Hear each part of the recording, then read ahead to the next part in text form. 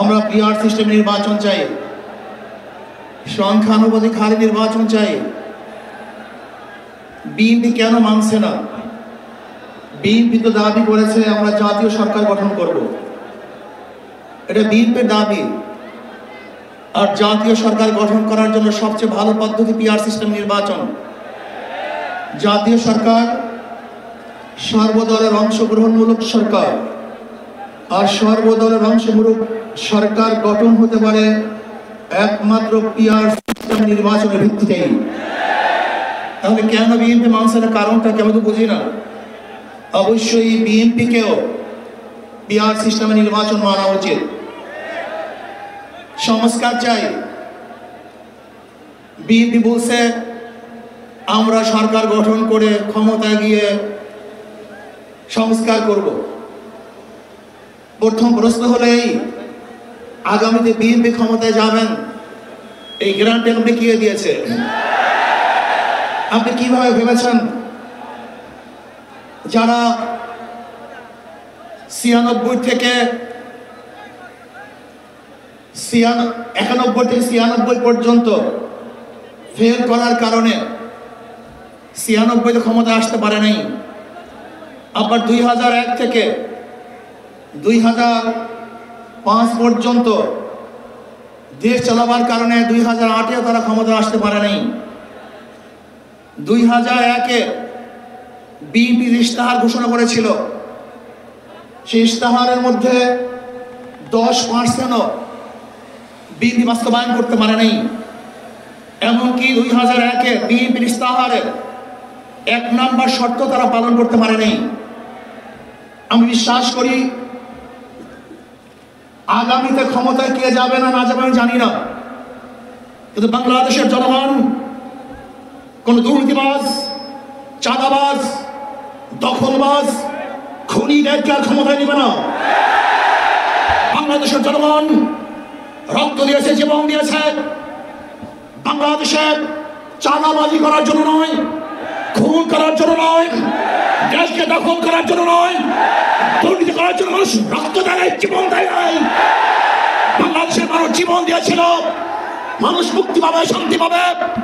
আমার গরিব দুঃখী মানুষ ক্ষুধার্ত থাকবে না, বাংলাদেশের একজন মানুষ খোলা আকাশের নিচে থাকবে না, বাংলাদেশের একজন গরিব বস্ত্রহীন থাকবে না, আমার বাংলাদেশের কোন মানুষ গুম হবে না, খুন হবে না, বাংলাদেশের কোন ব্যবসায়ীকে চাঁদা দিতে হবে না, বাংলাদেশের প্রত্যেক নাগরিক অধিকার বাস্তবায়ন হবে, তারা শান্তিতে বসবাস করতে পারবে, নির্বিঘ্নে ঘুমাতে পারবে, আমার মা বোনরা ইজ্জত দিয়ে রাস্তায় চলাফেরা করতে পারবে, বাংলাদেশের মসজিদ থাকবে, মাদ্রাসা থাকবে, দাড়ি থাকবে, টুপি থাকবে, দাড়ির উপরে আক্রমণ করতে পারবে না, টুপিকে ছিনিয়ে কেউ নিতে পারবে না, ইসলামের বাইরে আইন পাস করতে পারবে না।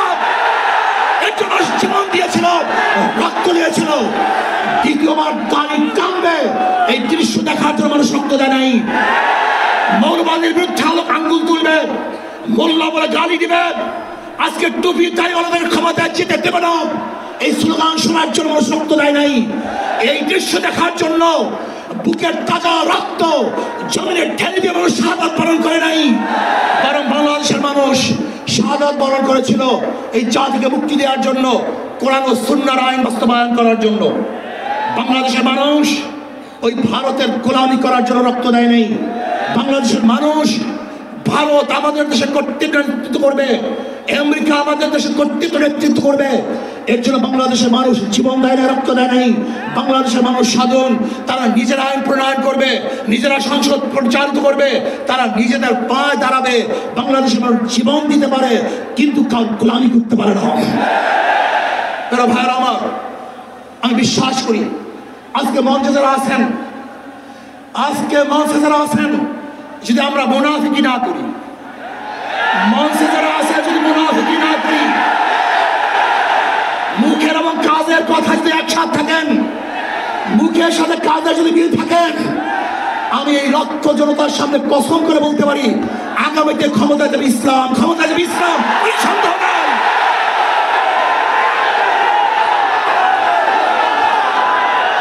কিন্তু খবরদার যদি মুনাফিকি করি, তাহলে দেশের মানুষ সচেতন হয়েছে, এদেশের মানুষ সব জ্ঞানী হয়ে গেছে, বিশ্বাস করবেন না।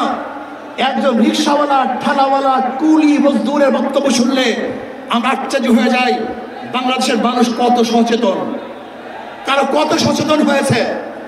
যদি আমরা মুনাফিকি না করি, যদি আমরা ঐক্যবদ্ধ থাকি, বাংলাদেশে একটা বাক্স ইসলামের নামে দিতে পারি।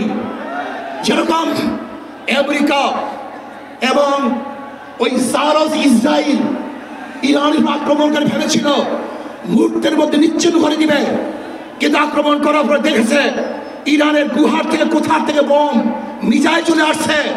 আমেরিকা এবং ইসরায়েল যেরকম অনুভব করতে পারে নাই, বাংলাদেশের বুকে যদি একটা বাক্স দেওয়া হয়, বাংলাদেশের ঘরের থেকে এমন মিসাইল বের হবে, এমন বোমা বের হবে, গোটা বাংলাদেশ থেকে, গোটা দুনিয়া থেকে ইসলামের দুশ্মনকে ধ্বংস হবে ইনশাআল্লাহ। ঐক্য হন, মুনাফিকি করবেন না, একসাথ হন, ঐক্যবদ্ধ হন। এইটা আমার মেসেজ থাকবে। যদি ঐক্যবদ্ধভাবে ক্ষমতার লোভকে সম্বরণ করে, আমি ক্ষমতায় যেতে চাই না, ইসলামকে ক্ষমতায় নিতে চাই। আমি ক্ষমতায় যাইতে চাই না, কোরআন ও সুন্নাহকে ক্ষমতায় নিতে চাই। যদি আদর্শ লালন করেন, এই নীতি আদর্শ যদি গ্রহণ করেন, ইনশাআল্লাহ নাসরুম মিনাল্লাহি ফাতহুম করিব, অবশ্যই সাবিরিন। সেই দিন আসতেছে, আমি দেখতেছি, মনে হয় আমার চোখের সামনে আমি দেখতেছি। ওই সংসদের মধ্যে কলেমার কথা হবে, কোরআন ও সুন্নাহর কথা হবে, লা ইলাহা ইল্লাল্লাহ উচ্চারিত হবে। গোটা বাংলাদেশের মানুষ শান্তিতে বসবাস করতে পারবে, জুলুম থাকবে না, অত্যাচার থাকবে না, অবিচার থাকবে না। প্রত্যেকটা মানুষের প্রাপ্তি তাদের ঘরে ঘরে পৌঁছানো হবে। আজকে আমার মা বোনেরা মনে করছে ইসলাম ক্ষমতা আসলে আমাদের অবস্থাটা কি হবে। ইসলাম ক্ষমতা আসলে প্রত্যেকটা মা বোনের ন্যায্য অধিকারকে প্রতিষ্ঠিত করা হবে। ইসলাম ক্ষমতা আসলে আগামী 5-10 বছরের মধ্যে সমস্ত গরিবরা দরিদ্র সীমার উপরে চলে যাবে। ইসলাম ক্ষমতা আসলে 28 লক্ষ কোটি টাকা বিদেশে পাচার হবে না, দুর্নীতি থাকবে না, জুলুম থাকবে না, অত্যাচার থাকবে না, নির্বিচার কোনো মানুষ আর খুন হবে না, গুম হবে না। ইসলাম ক্ষমতা আসলে শ্রমিকদেরকে তাদের অধিকার আদায়ের জন্য রাস্তায় নামার কোনো প্রয়োজন হবে না। ইসলাম ক্ষমতা আসলে কৃষক, শ্রমিক, মজদুররা তাদের অধিকারকে প্রতিষ্ঠিত করার জন্য ইসলামী সরকার তাদেরকে নিয়ে কমিটি গঠন করে তাদের প্রাপ্তি তাদের কাছে পৌঁছে দেবে। আসুন, ইসলামী হুকুমত কায়েম করার জন্য আমরা চেষ্টা করব। আজকে আমাদের এই জনসভায় যশোর থেকে আমার কিছু ভাই আসার সময় তার অ্যাক্সিডেন্ট হয়ে শাহাদাত বরণ করেছে। আল্লাহ তাদেরকে জান্নাতুল ফেরদাউস দান করুন। আমার অনেক ভাইয়েরা আহত অবস্থায় আছে, আল্লাহ পাক তাদেরকে সুস্থ করে দেন। আসুন, আজকে জনসমুদ্রে আমরা আসছি, আমাদের টাকা নাই, পয়সা নাই, নিজের পয়সা দিয়ে এসছি, নিজের খানা খেয়েছি। এই জাতিকে, এই দলকে, এই কাফেলাকে গোটা দুনিয়ার কোনো পরাশক্তি পরাজয় করতে পারবে না, থামিয়ে রাখতে পারবে না। অবশ্যই ইনশাআল্লাহ আমরা বিজয় হব।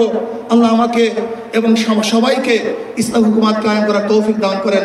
আমা আলাইনা ইল্লাল বালাগ। আসসালামু আলাইকুম ওয়া রাহমাতুল্লাহি ওয়া বারাকাতুহু।